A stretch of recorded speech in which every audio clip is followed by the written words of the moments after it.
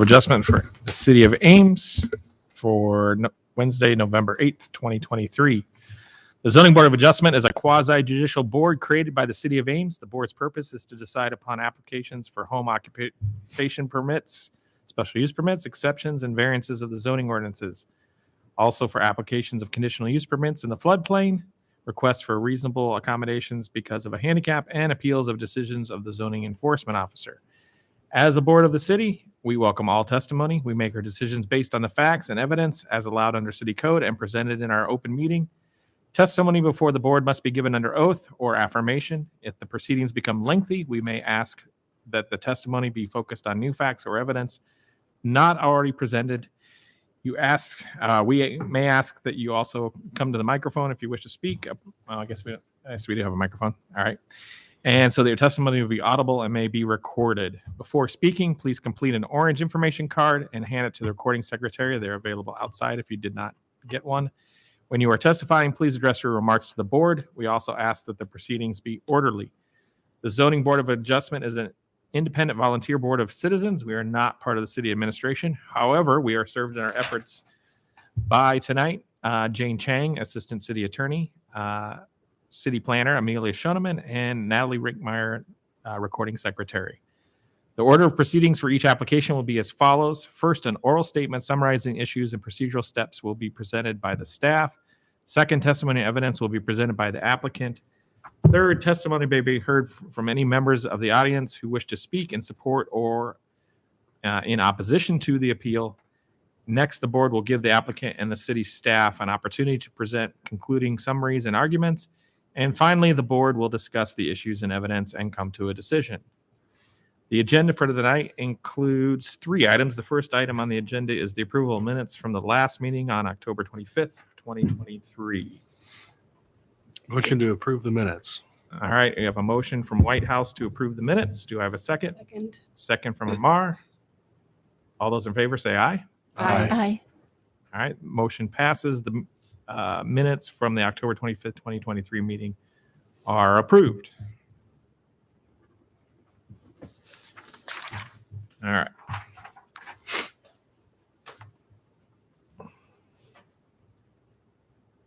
If I can, I believe we have a continuance for item number 3, so I can just skip to item number 3 real quick. We'll just go out of order. Is that all right? All right. Item number 3 is a public hearing for a request for a variance at 1006 South Dayton Place, and I believe we have had a request to continue that matter. So do I have a motion to continue that matter to the next meeting? I will make a motion to continue it to the next meeting. Okay, motion by Amar. Do I have a second? Second. Second by Zener. All those in favor say aye. Aye. Okay, so item agenda number 3, the variance for 1006 South Dayton Place will be continued to the next meeting. That'll be December 13th. December 13th. All right, December 13th, 2023. All right. I guess our next one falls in the wrong place, so we'll wait till December for that. All right. So our final and number 2 item on the agenda then is a public hearing on a request for a variance of 2 feet to allow a reduced side yard setback from the required 5-foot side setback in the FVR Village Residential District for 2 accessory structures at 2623 Somerset Drive, parcel number 0534102040. So what? Good evening. Take the staff report. So as Chad said, this is a variance request at 2623 Somerset Drive. It's in the hatch marks on it's on the projector and on the screen. It's an interior lot on Somerset Drive. To the rear is a parking lot area for the commercial spaces in Somerset.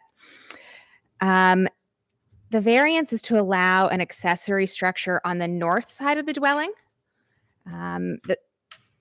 The structure is it was constructed without a permit. There was a misunderstanding, and so the variance is to allow it to be set back from the required 5-foot setback at a 3-foot setback. So it's a variance of 2 feet. There was also a misunderstanding about setback requirements. Typically, detached structures fully in the rear yard, like sheds, don't need a permit, and they have a lesser setback of 3 feet that's allowed. So if this were fully detached from the home and in the rear yard, that 3-foot setback would apply. I will show you though. So this is the site plan, submit it by the applicant. They are currently fully in the side yard and attached to the dwelling. Part of this request, again, as Chad stated when he read you the title, this is for an accessory structure. So they would need to fully detach these from the garage if the variance were granted in order to not have to meet full frost-proof footing requirements. So here's a photo as well. So you can see it's attached and they would need to fully detach it if the variance were granted. Just to be clear, real quick question though, even if it's detached, it still has to have a 5-foot setback because it's in the side yard, not in the rear. So if it was fully detached, yes, but that's why they're requesting the variance. If it remained attached, they would have to meet the setback and meet building code requirements for structures that are attached.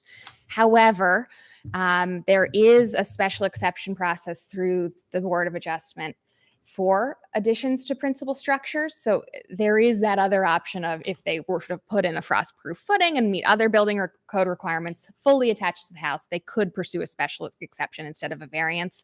But this is their preference to detach the structures and get a variance instead of going the attached route. So I think that brings us to the first standard for granting a variance, that the variance isn't contrary to the public interest. Typically, we look at that the variance won't create injury or endangerment to other persons. We found that this criteria was met. The public interest in providing separation between buildings for light and air and emergency access would not be compromised by this variance. The second standard, however, that without granting of the variance, literal enforcement of the ordinance would result in unnecessary hardship. We were unable to find that that was met. That criteria asks us to look at basically, is there any possible use of the property without the variance? And because we do have a single family home with an attached 2-car garage, we could not find that that standard was met, that the sheds were necessary or somehow compromised the reasonable return on the dwelling. The third standard is that the plight of the owners is due to unique circumstances and not general conditions of the neighborhood. So typically what we look at is topography, other unique aspects of the property, such as floodplain. For this standard, we found that this criteria was not met because this is a typical rectangular lot. It's relatively flat. The applicant did identify that there is, a brick patio and several trees and a flower bed and some garden beds along the house too that would make locating a shed in the rear yard difficult. But for the unique circumstance that needs to be inherent to the property, it's not just about a preference for, the use of the backyard, having flower beds or other landscape accents versus sheds. The third standard, or fourth, is that the use authorized will not alter the essential character of the locality. We found that this criteria was met. I know in the photos that I showed you, you could see it had just had some Tyvek on it right now, but they do plan to put siding matching the home on and windows, as well as roofing material matching the home. So it will blend into the locality. We did not find that would be compromised by the variance request. The second to last criteria is that the spirit of the ordinance is observed even when the variance is granted. And basically that asks us to look at, are there any other options in the ordinance or other options on the property to place these sheds in the case of this variance? And And if there's no other options, then the standard would be met. But here there are alternative locations, and there is an option to seek a special exception if it was attached, or even reduce the size of the sheds so that instead of being 5 foot wide, they were small enough to meet the setback. So we could not find that criteria was met. And finally, substantial justice shall be done as a result of granting the variance. So that asks us to look at, is there a hardship particular to this property, or will the granting of variance relieve an inequity that this property cannot be used like its neighbors? We could not find this criteria was met because the variance is being requested due to a misunderstanding rather than a peculiarity. So with that, we are recommending alternative 1, that the variance is denied. And with that, they'd either need to modify it to be fully detached and meet setback requirements, or pursue that special exception and fully attach it to the house. Those are their 2 options if the variance were denied. If you were to make specific findings for the criteria that staff found were not met and find those met and approve the variance, that would be option 2. We would recommend that is conditioned, though, on the structure having materials and finishes consistent with the principal structure, and that they meet all building and zoning code requirements within 9 months. So do the work by the middle of next year. You can also table the request to seek further information. And with that, I'm happy to take any questions, and the applicant is here as well. Any questions for staff?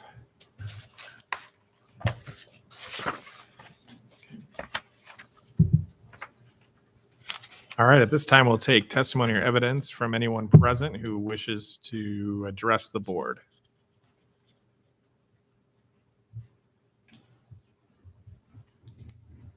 If you would state your name and address, and if you have your little card.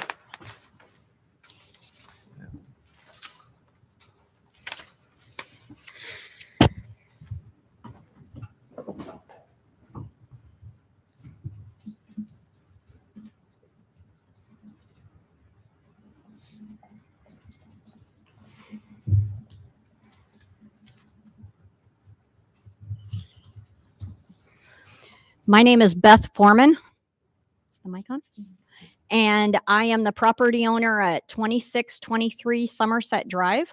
Okay, thank you. Do you swear or affirm to tell the truth? I certainly do. All right, you may proceed. All right. First, I would like to thank each of you for serving on this board.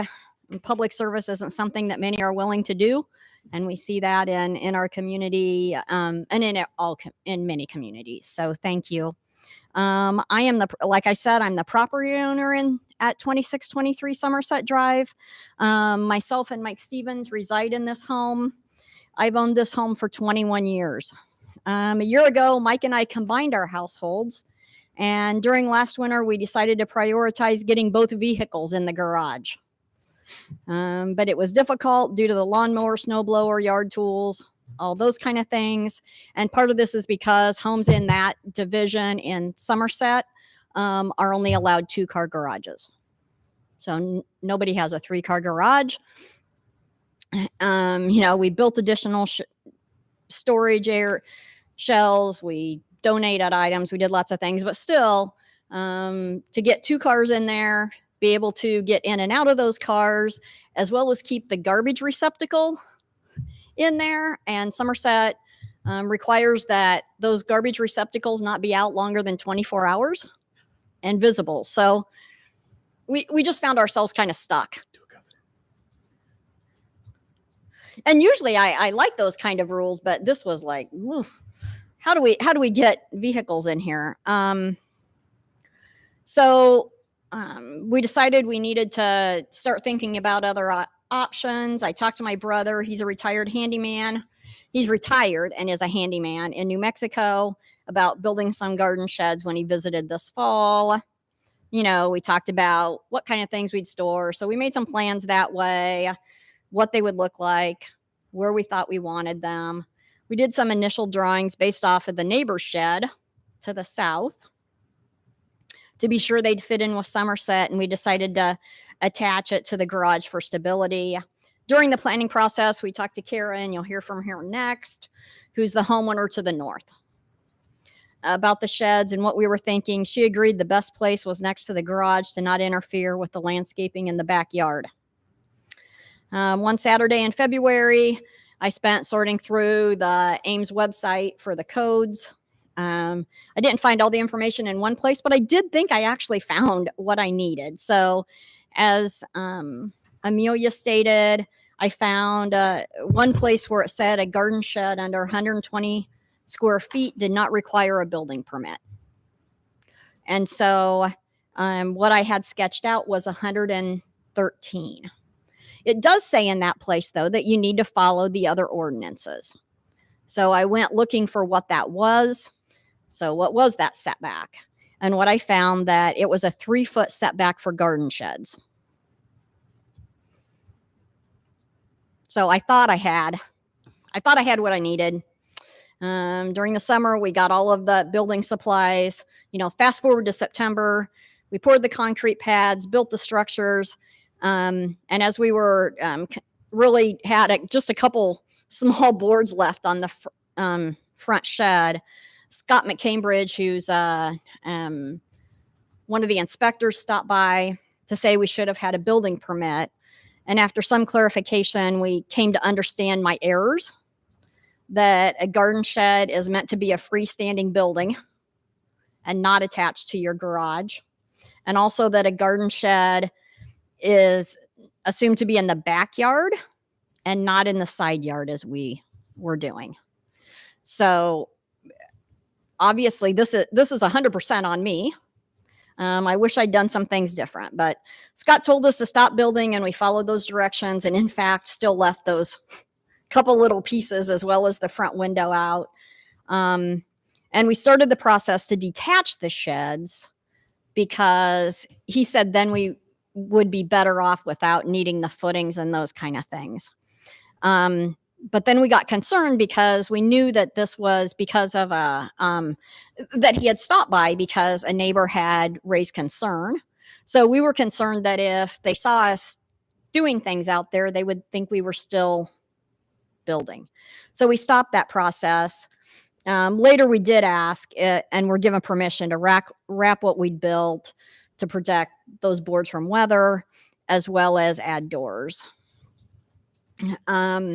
But through a lot of conversation, we learned that because the sheds were attached to the side of my garage, I would need to follow different building codes, including 42-inch footings. And that at that time, that was the only option we were given, was to fully detach the sheds and apply for this variance. Amelia and I talked on the phone and asked if there were any exceptions. A couple days went past and she left a message for me on October 10th at 2:00 in the afternoon that she had talked to colleagues and there weren't any exceptions that would apply and I would need to apply for the variance, but she thought that paperwork was due that day. I called back to find out more information, left a message for her, but it was nearing the end of the workday, so I didn't hear back. Mike was at work, so he wasn't a lot of help. Isn't that how that would be? I found the packet online and began to try to complete it. I went to the immediate neighbors to get signatures. My brother went outside and started drawing this, measuring and drawing. We finished it just before midnight and then realized that I should have probably checked to see that you couldn't submit that online. So we thought we'd actually missed the deadline at that point. But Mike was available the next morning to deliver that document to the city hall, and it was graciously accepted. And so we were okay. And I tell you that fairly crazy long story to say that variance document isn't my best work. I was under time constraints, didn't have time to edit, I was pretty hurried that evening trying to get that done. So do I wish I'd done things differently starting in February? Well, yes, of course I do.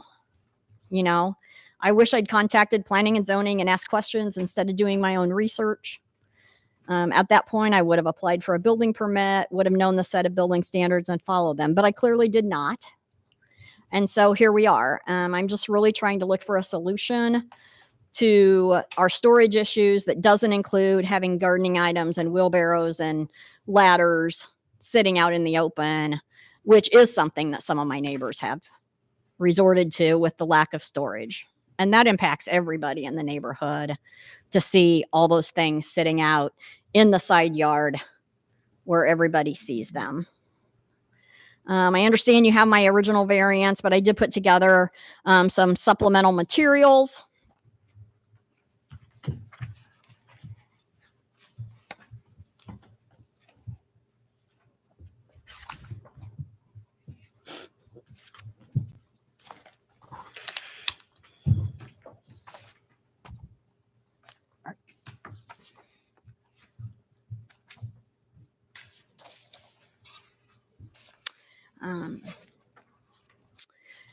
If you look, that page 1 is an image of the north side of my house with the shed addition, and it shows my neighbor's house. As I walked around and talked to neighbors about this, I realized that when you just walk by, it was a little bit deceiving because the property line doesn't go right down the middle between our houses.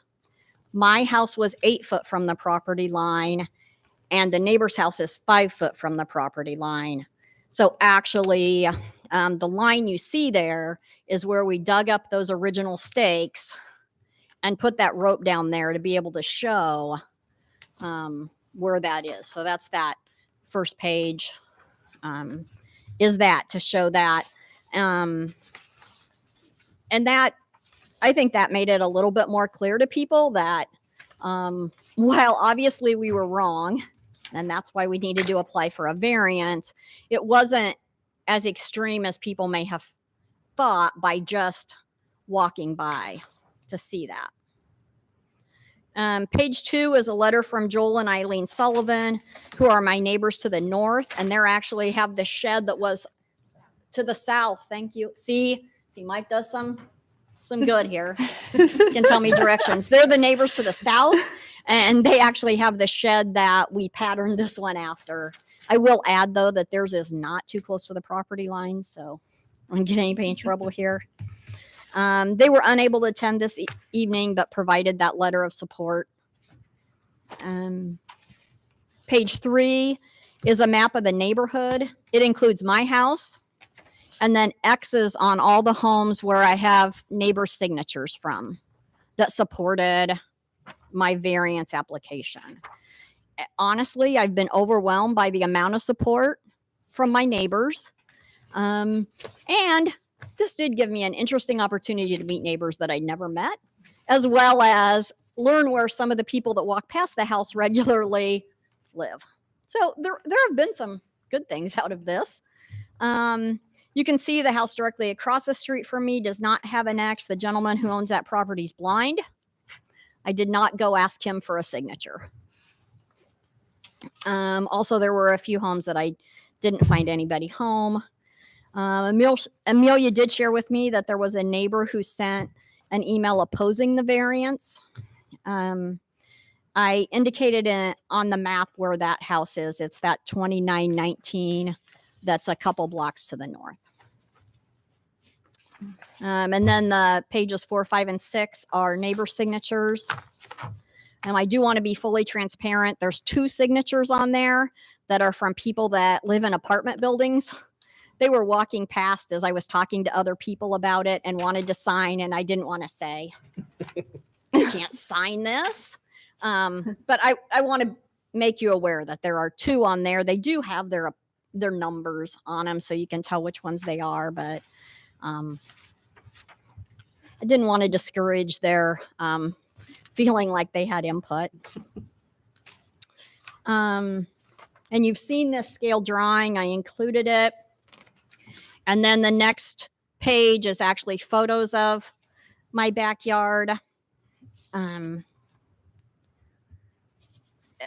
And I included this because I don't believe there is room to relocate those sheds into the backyard and conform with neighborhood standards. We were pretty intentional about this when we included the canopy diameter of those trees, because that does matter. It's not just where the base of the tree is, but how wide's the canopy if you're thinking about putting up sheds. And one reason I did this, because on the variance site plan checklist, it says that we should include other pertinent information necessary to understand the need for the variance, and gives examples such as topography, location, and size of mature trees. I don't know for sure what the definition of a mature tree is, but I would think that 20 years old is a mature tree. When I visited with Amelia about this afterwards, she indicated that those would be things like forests and things like that. Well, that is not indicated on, that's not what it says. And so if it says that mature trees make a difference, this is where the mature trees are. As the planning and zoning staff prepared their materials, they stated that there's sufficient room in the backyard for the sheds. And in another place, they said, well, the property owner contends accessory structures in the yard would interface with landscaping and other features. These are preferences for use of the property and are not unique circumstances. I agree that these are land use choices, but also believe that those are pretty subjective statements on the staff's part. Why does the site plan say mature trees if it's only relevant if those trees are endangered, in different topography, or things like that? I simply won't cut those trees down. They've been there for 20 years. I was a part of a volunteer group about 15 years ago that planted over 200 trees in Somerset over 3 years. I'm not going to start cutting down mature trees.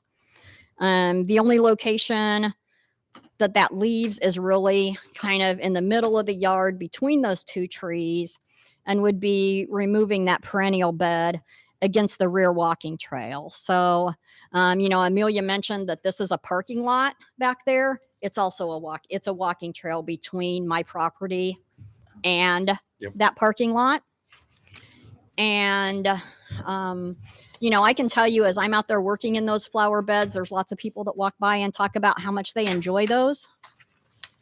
And as I was walking around in the neighborhood to gather those signatures and talked about, the only other place I could really do it is to take that flower bed out, they weren't very excited about that option, because that's something that the neighborhood enjoys as well as myself. Also, the back 5 foot of that flower bed is actually the Somerset Property Owners Association property. So I wouldn't be able to go all the way back. So there'd be that 5 foot, plus I assume there's another 3 foot setback. So then you're 8 foot out into the yard, and you're really a long ways out there. So yes, granted, it is about my choice, and it's about how I choose to use the land. But I think those choices impact not only my property, but others.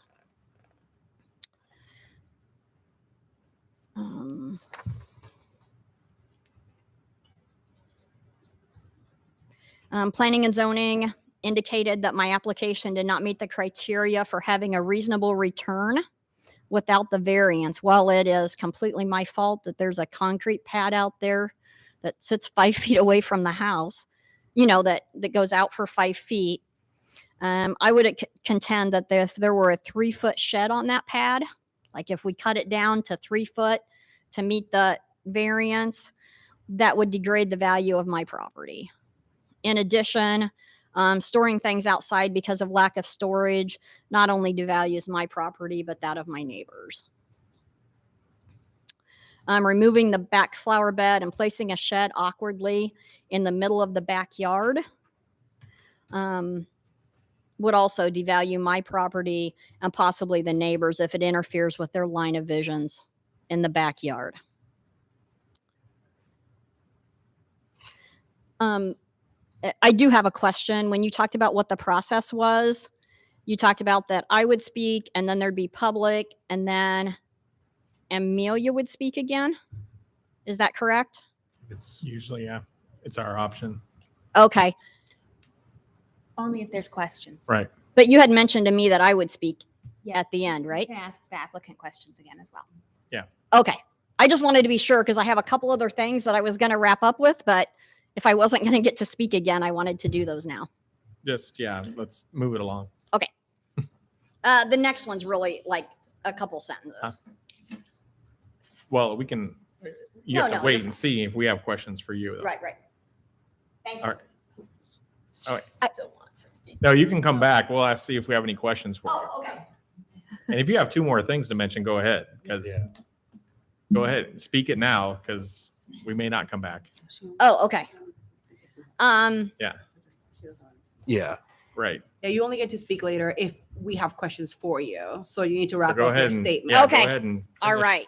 Thank you. your points. After learning about the fire rated wall requirement, if it was attached building, my plan is to modify the current structure even if this variance is granted. So I think it makes good construction sense to have that fire rated wall on the north side of those sheds. That can protect my home. It can protect Kara's home. So we'll do that that is in the plan. After I submitted my variance proposal, I learned of a second option, and that being fully detaching the sheds, as Amelia mentioned, and then applying for an exception for minor modifications, which would allow for a 3-foot setback, which is, I have 37 inches, wouldn't go close or anything. The challenge is that would require 42-inch frost footings, which would be a challenge with an already built structure. This would also require that fire rated wall, which I already plan on doing. And so I was wondering if there's any kind of a hybrid option where we could, fully detach the sheds, add that fire rated wall, and then if it's fully detached, it wouldn't require the footings. That was my closing. Okay. All right. Thank you. If you'd stay there and see if anybody on the board has any questions for the applicant. You guys have any questions? So what would the gap be with the shed as it is now between you and the property north 5 foot, 8 foot. from the structure? Okay. And what's the space between your house and the structure south of yours? Is it the same? Excuse me. You're wondering where the south property Yeah, line I is? think that the drawing is deceiving me because it looks like there's tons of room on Oh, the south no. side. This flower bed right here. Uh-huh. Yeah, that was an error in this. This flower bed right here Uh-huh. ends where the property line Okay. is. Okay. So there's similar room between you and that house to the Uh-huh. south Yeah. as there is to the north. So It'd be the same issue on the south side. Mhm. give or take 10 feet. So if it's No, if it's fully detached, this might be a question for Amelia. If it's fully detached, like how far Same requirement. does it have to be from the house to be considered fully detached? Can it be touching So the what house? I understand is that Amelia and Scott were nice enough to come out and visit with us and tell us what that criteria would be. Mhm, So it would have to be that the house would need sided all the way down, mhm. and then the shed would need sided on the backside. So we would just need to cut off enough of that back so we could get that Mhm. siding in there. So it has to be close enough to get a person to side both sides. You're going to have to take it apart. Right. And I just Yes, wanted but that and that is important. Like, what is the definition of detached? right. And I believe that's what Scott said, is it would need siding on the garage as well as the back side of the building. Any other questions? Okay, thank you. All right, thank you. Any other members of the audience like to address the board? Come on up. If you have your card, you can hand that to Natalie.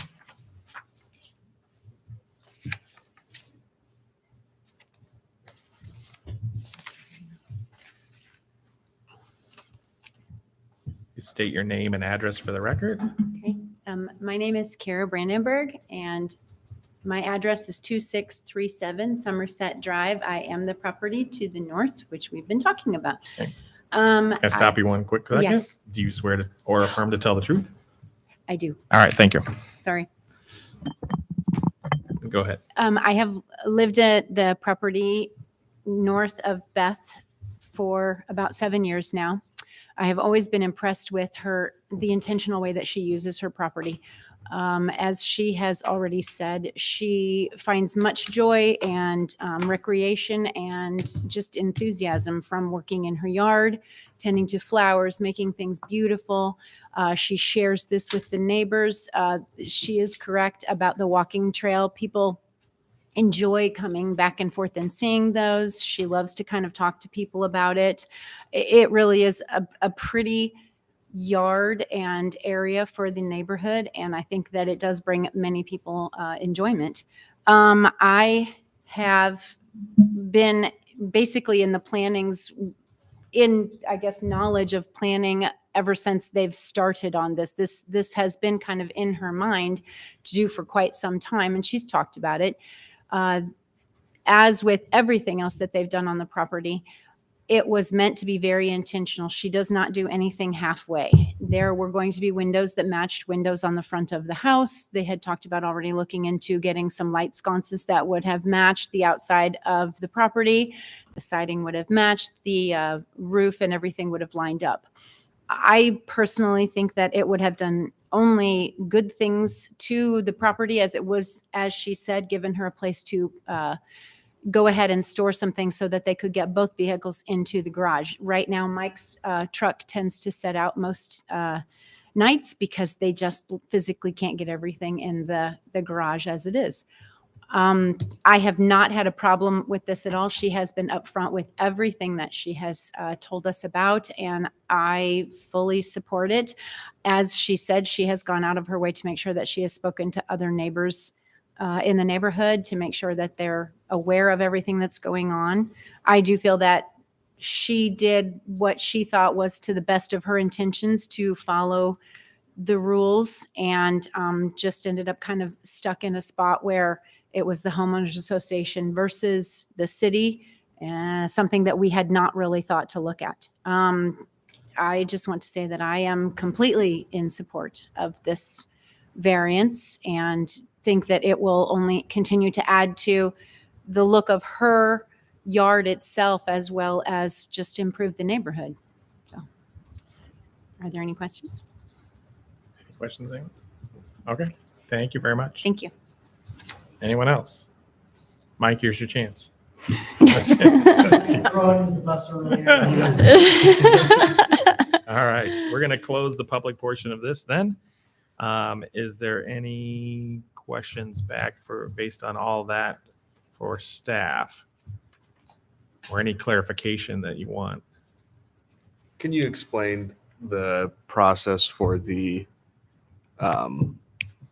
detached option? Like, what are the requirements for a detached structure? Yes. So detached structures and attached structures have the same required setback in the side yard. Okay. That was the main clarification I wanted to make. So when I say side yard, I'm talking anything. If you look up, can you see the cursor? Uh-huh. Anything fully to the side of the house. In the rear yard, there's a break of a 3 foot allowed setback for detached structures. Again, because typically you wouldn't have another adjacent house back that far. But fully in the side yard, we do require that 5 foot setback, the same as the principal structure, whether you're attached or detached. The only difference is when you're detached, there's no special exception for a lesser setback. When you're attached, there's a minor area modification for principal structures. And because this would be with footings attached to the principal structure meeting building code requirements, that's why they could pursue that option. But the detached option would need a variance to the side setback requirement. It would need to be sided on both sides. No part of the structures could touch. There could be no bracing. You know, the roof couldn't have the roof paper going up the side of the other house. So the detached structure, it'd have to be fully detached and need a variance. And attached, it's just a different exception process to that same required setback. Does that make sense? Yeah, so if it's detached, it still doesn't meet the requirements unless they have a variance. Well, would it be the same procedure to get the variance, or is it? No, so attached structures have to meet the standards for a minor area modification. Again, because it would be considered an addition to the principal structure. The minor area modification standards are similar. It does come back to the Board of Adjustment, but instead of there being a reasonable return standard, it's a practical difficulty standard. So it's less of a strict standard. I haven't fully reviewed those standards, and that would be if the variance were not granted, we could look at that if the applicant wanted to pursue that option instead. That requires deeper footings Yes. for the foundation. Yep, it would require frost-proof footings. Otherwise, it moves. Right. Mhm. Which is required, would be required now anyway. Right. So she left. it Even as if you is. have a variance. Figure out a way to pour. So if the variance were granted, the variance before you tonight is for a detached accessory structure. Yeah, she'd have So to attach it. it would not need the frost-proof footings. It would need, hurricane ties and other improvements to make sure it met building code. But for detached structures, it would not need a 42-inch So she needs it foundation. attached Got it. So the variance is specifically for detached. for detached. Yes. Mhm. Oh, If she left it attached, she just has to get footings poured, which is you'd have to probably tear it out possible. to Mhm. You put may footings have to, in. but- Yeah, I think you'd have to dig under it, pour a deeper footing, drill into the pad, and anchor it. Mhm. You'd have to have Yeah. around. You can explain it. better Oh, than yeah, I was can. gonna say, the architect in the room knows how to do it, but it's Yeah, not gonna be footings. pleasant. Yeah, it'd probably be easier just to take it all apart, pour it, and then put it back together. It would be difficult. As big as it is. So, all right. Any other questions for staff? Mm. All right. Anyone like to make a motion based on the staff report and the findings of facts?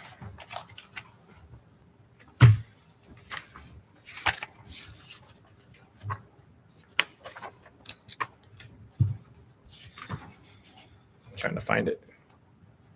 Yeah. Six. Page So, 6. Page yeah, 6. our problem here is that we cannot meet the criteria. Well, if we want to vary from it, you have to have a different finding of fact. Right, that's what I'm saying. We cannot find a different finding of fact to meet that Right. criteria. Is it From- specifically the return? Yes. Yeah. Because what the I'm stuck return Mhm. is not the return to the owner for what they've spent. Yeah. It's The investment you on the cannot property. use- Because we've had that in the past. Yeah. Um,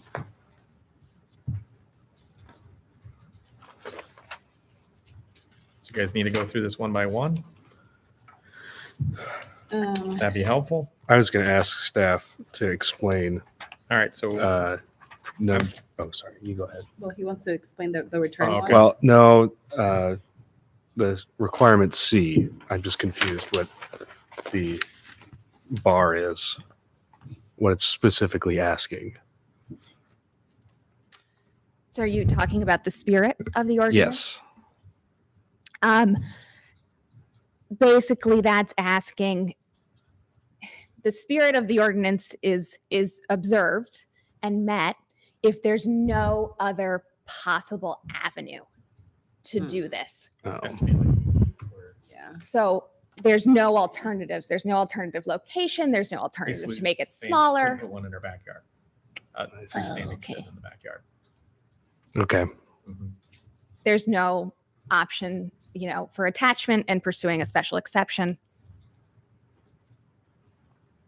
And there's many different ones that are not met. So Yeah. we could not. Um, mm, I'm okay if you guys want to go through them one by one, just to If you need have it to. on the record. Or somebody can make a motion.